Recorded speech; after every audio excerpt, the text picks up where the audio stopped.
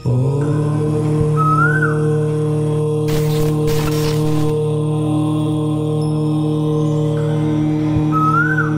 నమః శివాయ. శ్రీ విష్ణు రూపాయ నమః. చాలామంది చనిపోయిన పెద్దవాళ్లకు పిండ ప్రదానం చేస్తూ ఉంటారు. వాళ్ళ శక్తికి మేర పిండ ప్రదానం పితృకర్మలు చేస్తూ ఉంటారు. కానీ ఎక్కడ చేస్తే వాళ్ళ ఆత్మ శాంతిస్తుంది, ఎక్కడ చేస్తే వాళ్ళకి పునర్జన్మ ఉంటుంది, ఎక్కడ చేస్తే మనకు కొన్ని పితృకర్మలు వెంటాడవు అనేది మనం ఈ వీడియోలో తెలుసుకుందాం. ముఖ్యంగా అన్నిట్లకల్లా చాలా ప్రత్యేకత కాశీ. కాశీ గంగా నదిలో, కాశీలో మాత్రమే గంగా నది ఉత్తరం వైపు ప్రవహిస్తుంది. కనుక కాశీలో పిండ ప్రదానం చేస్తే చాలా మంచిది. అలాగే 100% వీలున్నంత వరకు కాశీ గయ అనగా కాశీ నుంచి ఒక 2.5 hours జర్నీ ఉంటుంది కాశీ గయకి. అక్కడ గంగా యమున సరస్వతి సంగమం ఉంటుంది. వీలున్నంత వరకు మీరు మీ పెద్దవారికి అనగా మీ తాతగారు, ఒకవేళ తండ్రులు, ఇంకెవరైనా మీ వంశస్థులు కాలం చెల్లిన వారికి మీరు పిండ ప్రదానం చెయ్యాలి అనుకుంటే ఖచ్చితముగా కాశీ గయకెళ్ళి గయలో పిండ ప్రదానం చేస్తే ఇక వాళ్ళ ఆత్మ శాంతిస్తుంది. అలాగే వాళ్ళకి పునర్జన్మ ఇంకేదైనా ఉన్నా అందులో వాళ్ళు ప్రవేశిస్తారు అని శాస్త్రం చెబుతుంది. ఈ ఒక్క కాశీ గయకుండే ప్రత్యేకత ఈ ప్రపంచ దేశాలలో ఎక్కడ ఎవరు చనిపోయినా సరే కేవలం మన ఇండియాలో ఉన్న కాశీ గయకి వచ్చే పిండ ప్రదానం చేస్తారు. నేను చాలాసార్లు కాశీకి వెళ్ళాను. అక్కడ కాశీలో పిండ ప్రదానం చేసేవారు ఎక్కువగా అమెరికన్సే ఉంటారు. నాకు చాలా ఆశ్చర్యం వేసింది వాళ్ళని చూస్తే. చాలామంది జపాలు చేస్తూ ఉంటారు, చాలామంది పిండ ప్రదానం చేయడానికి అంత దూరం నుంచి వస్తారు. కేవలం మనం ఈ పరిసర ప్రాంతాల్లో ఉండి మన పెద్దవారికి కాశీ గైకెళ్ళి పిండ ప్రదానం చేయకపోతే వాళ్ళ ఆత్మ శాంతి ఇచ్చదు సుమా.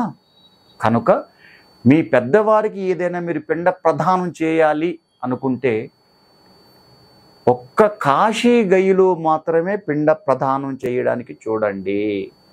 ఆ కాశీ గయిలో పిండ ప్రదానం చేస్తే వాళ్ళ ఆత్మ శాంతిస్తుంది. అక్కడ ఉన్నంత పుణ్యఫలం ఇక ఏ నదికి ఉండదు సుమా.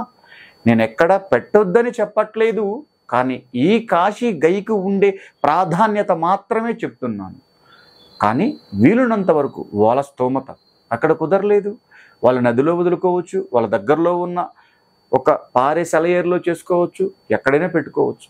కానీ వీలున్నంత వరకు మన పెద్దవారు స్వర్గిస్తులు అయిన తర్వాత వాళ్ళ ఆత్మ శాంతించాలి అని అంటే కాశీ గయిలో మాత్రమే పిండ ప్రదానం పెట్టడానికి చూడండి. అక్కడ ఉండే ఒక ప్రత్యేకత ఇక ఈ ప్రపంచ దేశాలలో ఎక్కడా లేదు. కనుక ప్రతి ఒక్కరు పెద్దవారికి ఆ కాశీ గయిలో పిండ ప్రదానం చేయడానికి మాత్రమే చూడండి. అక్కడ ఉండే ఒక ప్రత్యేకత కేవలం మన పితృకర్మలు ఏమున్నా అంతటితో శాంతింపబడతాయి. అలాగే వాళ్ళకి మరో జన్మకి అవకాశం ఉంటుంది. కనుక కాశీ గయికి వెళ్ళి పెద్దవారికి పిండ ప్రదానం పెట్టడానికి మాత్రమే చూడండి. అలాగే మనం గంగలో స్నానం చేస్తే ఎలా ఉంటుంది అనంటే మనం చేసిన పాపాలన్నీ హరింపబడతాయి. ఒక చిన్న ఎగ్జాంపుల్, మనం డైలీ స్నానం చేస్తాం. స్నానం చేసిన తర్వాత ఓ పొడి బట్టతో మన తల, మన శరీరం మొత్తం తుడుచుకుంటాం.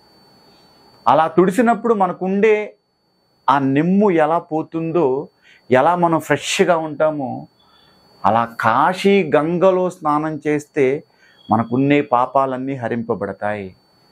మనం కావాలని ఏది పాపాలు చెయ్యం, తెలిసి చేసుకున్నది పుణ్యమే, కానీ తెలియక చేసింది. ఎగ్జాంపుల్, నడుస్తూ ఉంటాం, మన కాలు కింద చీమ పడి చనిపోతుంది. మనం కారులోనో బైకులోనో వెళ్తూ ఉంటాం, చిన్న చిన్న కీటకాలు, చిన్న చిన్న పురుగులు లాంటివి చనిపోతూ ఉంటాయి. వాటిని కూడా పాపం అనే అంటారు. అలాంటివి కూడా మనం తెలియకుండా ఏమన్నా చేసింది మనకు వండుకుంటా పోవాలి అనే దాని గురించే కాశీ గంగలో స్నానం చేస్తే పాపాలన్నీ హరింపబడతాయని చెప్తారు. కనుక ఓసారి కాశీకి వెళ్ళి గంగా స్నానం చేసి మన పెద్దవారికి పిండ ప్రదానం చేస్తే వాళ్ళ ఆత్మ శాంతిస్తుంది. అలాగే మనకి ఏ పాటి పితృకర్మలు ఉన్నా కూడా హరింపబడతాయి. కనుక ఈ ఒక చిన్నపాటి కార్యక్రమాన్ని ఫాలో చేసి మన పెద్దవారి ఆత్మశాంతి ఉండేలాగా చూసుకోండి. కృష్ణార్పణం.